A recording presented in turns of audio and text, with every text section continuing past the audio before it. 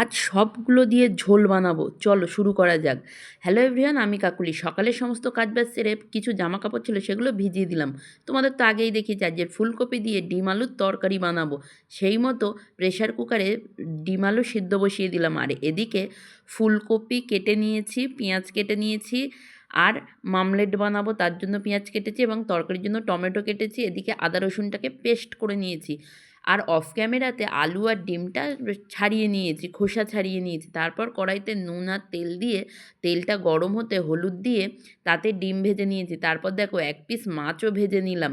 ওই তেলের মধ্যেই দিয়ে দিলাম ফুলকপিটাও ভালো করে লাল লাল করে ভেজে নেবো। ভেজে নিয়ে তুলে নেবো। নেওয়ার পরে ওই কড়াইতে আবারও তেল দিয়ে একটা ডিম ফাটিয়ে মামলেট বানিয়ে নিলাম।